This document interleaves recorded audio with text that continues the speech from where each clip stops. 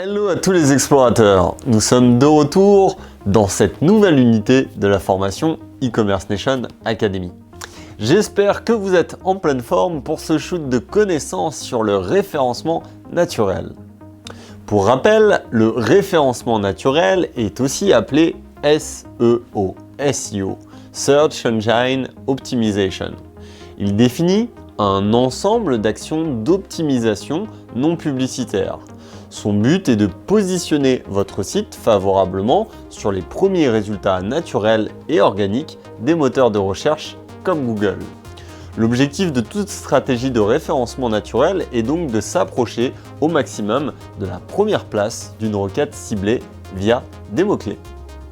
La problématique est simple, comment fonctionne le référencement naturel pour attirer plus de visiteurs sur votre site et ainsi augmenter votre chiffre d'affaires.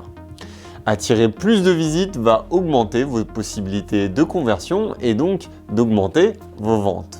Le référencement naturel concerne uniquement les résultats pertinents classés par l'algorithme des moteurs de recherche. Les résultats publicitaires comme Google Ads ne rentrent pas dans le champ du référencement naturel, mais du référencement payant. Nous aborderons ce dernier point ultérieurement. Voici un exemple pour différencier les résultats naturels et les résultats publicitaires d'une requête. Les résultats payants sont précédés de la mention annonce. Les résultats naturels arrivent en dessous des résultats payants. Pour vous accompagner dans la compréhension du référencement naturel et de sa mécanique, la vidéo va être divisée en deux parties. Comment fonctionne le moteur de recherche Google? Comment fonctionne le référencement naturel? Commençons dès à présent la première partie.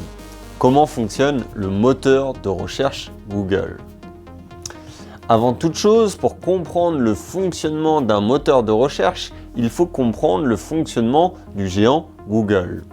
En effet, d'après une étude StatCounter, le moteur de recherche Google détient plus de 90% des requêtes en 2020. L'objectif du moteur de recherche a toujours été, depuis sa création au cours des années 90, d'aider les internautes à trouver les informations qu'ils cherchent en leur proposant les meilleurs résultats possibles. Pour définir l'ordre d'apparition de ces résultats, il n'y a évidemment pas d'humains, mais des algorithmes pour analyser les résultats. Ces algorithmes prennent en compte des dizaines et des dizaines de critères pour définir l'ordre des résultats. Nous pouvons diviser ces critères en deux grandes parties. Le contenu du site, on-site, ou tout ce qui est autour du site, tout ce qui est off-site. Commençons par le contenu du site on-site. Le référencement on-site se réfère à tout ce que vous pouvez faire pour améliorer votre propre site ou blog, afin que les moteurs de recherche le chassent, le classent en bonne position des résultats. Plusieurs critères interviennent à ce niveau, comme les mots-clés, les balises, les textes ou encore les images. Je vous conseille dans un premier temps de vous concentrer sur les mots-clés. Pour rappel, un mot-clé est aussi appelé expression clé. Ce dernier est la base du référencement naturel. Les pages qui sont publiées, modifiées ou actualisées contiennent un contenu éditorial composé de mots-clés. Ils permettent de les faire apparaître en fonction des termes tapés par les internautes sur les moteurs de recherche, les requêtes. Attention, un mot-clé peut être composé de plusieurs mots. Par exemple, acheter des skis alpins est un mot-clé. Deuxième élément, autour du site, tout ce qui est off-site. Le référencement off-site désigne la partie du travail d'optimisation du référencement naturel qui ne s'effectue pas sur les pages du site à promouvoir, mais à l'extérieur. Ce référencement est notamment optimisé par des liens entrants et sortants. Cela va d'ailleurs déterminer la puissance du site, encore appelée l'autorité du domaine. Les moteurs de recherche vont chercher à déterminer la popularité de votre site à travers cet indicateur. Les liens entrants représentent les liens pointant vers votre site. Ceux-ci proviennent d'autres sites internet. Plus l'autorité de domaine des sites en question est forte, plus votre référencement naturel en sera boosté. Les liens sortants sont les opposés des liens entrants. Ces liens sortants sont des liens hypertextes qui renvoient vers une page web située vers un autre site que celui sur lequel il est placé. L'autorité de domaine est un indicateur sous forme de score qui a été développé par de nombreux outils comme Moz ou Ahrefs par exemple. Il permet de savoir comment Google considère votre site et sa capacité à bien être positionné sur les pages de résultats. Le score de l'autorité de domaine est compris entre 1 et 100. L'objectif est d'avoir un score plus élevé que ses concurrents. Ce score n'est qu'un indicateur, mais il représente un excellent moyen pour analyser la progression de votre site et l'efficacité de votre stratégie SEO. Les algorithmes de Google sont constamment à la recherche des réponses les plus adaptées aux demandes des internautes. Les changements dans les algorithmes des moteurs de recherche sont fréquents. Je vous conseille donc de réaliser une veille permanente du référencement naturel pour ainsi adapter vos pratiques, vos compétences à ces modifications. Passons maintenant à la deuxième partie. Comment fonctionne le référencement naturel pour optimiser votre site e-commerce ? Cette question est celle que tout le monde se pose quand on cherche à mettre en place une stratégie de référencement naturel. On peut également se demander comment être le premier résultat d'une recherche ou encore comment augmenter au fur et à mesure mes positions. Le référencement naturel nécessite un travail récurrent. Son fonctionnement repose sur 3 bases à développer pour que votre site ou vos pages soient bien référencés.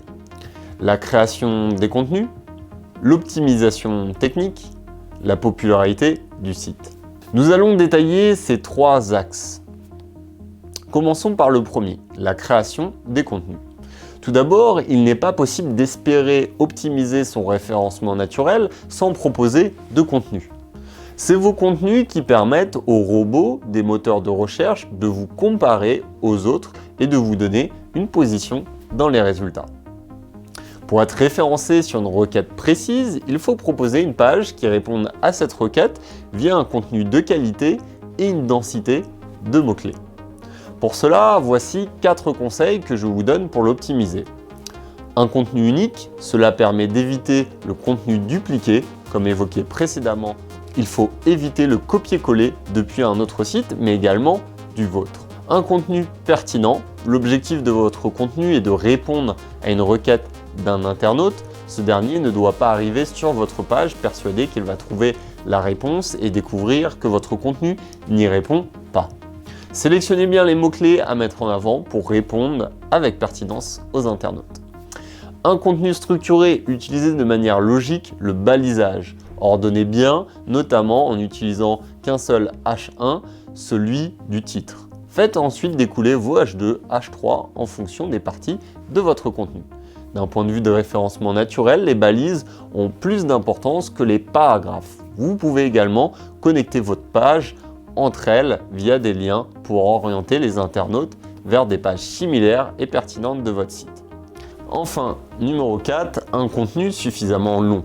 On ne saura peut-être jamais vraiment la taille idéale d'un contenu, cependant je vous conseille de réaliser des contenus d'au minimum 800 mots pour l'optimiser. De plus, évitez les fautes autant que possible, le référencement en sera meilleur. Vous pouvez utiliser un outil allies.info pour analyser vos pages. Deuxième élément, l'optimisation technique. Ensuite, en référencement naturel, il est important de rappeler que votre site est analysé par des robots, par exemple les fameux Googlebots. Pour faciliter leur travail, il faut que ces bots accèdent facilement à votre site web, qu'ils lisent facilement les informations pour rapidement comprendre ce que propose votre boutique. Plusieurs bonnes pratiques sont à adopter d'un point de vue technique pour faciliter la tâche des robots. Voici 5 exemples. Avoir un code source simple et épuré. Le code source représente l'ensemble des instructions organisées sous le langage des balises. Titre, métadescription, H1, H2 par exemple. Mettre en place un fichier robot TXT, il permet d'indiquer au robot les informations qui sont autorisées à analyser. Ce fichier est exclusivement réservé aux robots. Intégrer un sitemap, il permet d'indiquer au robot une liste d'URL de pages à indexer pour votre site. Il permet aussi de transmettre des informations sur la nature des éléments à indexer pour leur faciliter la tâche, comme par exemple une catégorie ou une page. Améliorer la vitesse de chargement de votre site et de vos pages. Plus la vitesse est lente, plus le site est long à explorer et sera donc moins bien classé pour le référencement naturel. Le moteur de recherche estimera que les internautes devront trop attendre pour avoir une réponse à leur requête.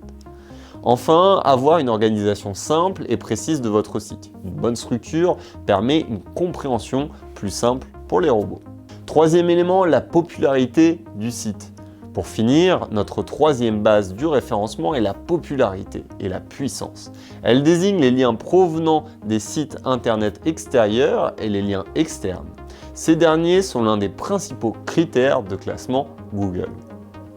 Attention, il ne suffit pas de multiplier les liens pour optimiser votre référencement, vous devez le faire de manière réfléchie. Rien ne sert de déposer des centaines de commentaires sur les réseaux sociaux, par exemple, juste pour créer des liens vers votre site. Cela fonctionnait par le passé, mais ce n'est plus bénéfique aujourd'hui. Il vaut mieux avoir un bon lien plutôt que 50 liens de mauvaise qualité. Pour juger la qualité de ces liens, voici 4 conseils. Ils doivent être faits via des sites de qualité en cohérence avec votre thématique. Évitez les sites avec des créations de liens automatiques, vous serez éventuellement pénalisé. Un lien doit être follow, c'est-à-dire que les moteurs de recherche le prennent en compte et vous apportent d'un point de vue SEO. Des paramètres permettent d'indiquer au robot de ne pas prendre en compte un lien, par exemple sur les réseaux sociaux, avec des liens nofollow.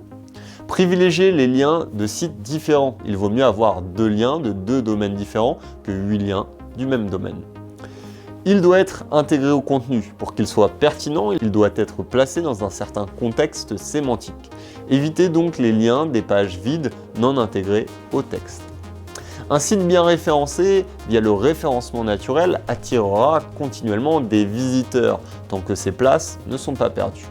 C'est un travail sur le long terme, mais une fois positionné, il génère du trafic gratuitement, c'est-à-dire sans publicité. Il est donc extrêmement rentable sur la durée pour un site e-commerce. L'objectif de cette vidéo était de vous faire une présentation du référencement naturel pour vous aider à attirer plus de visiteurs sur votre site et ainsi augmenter votre chiffre d'affaires.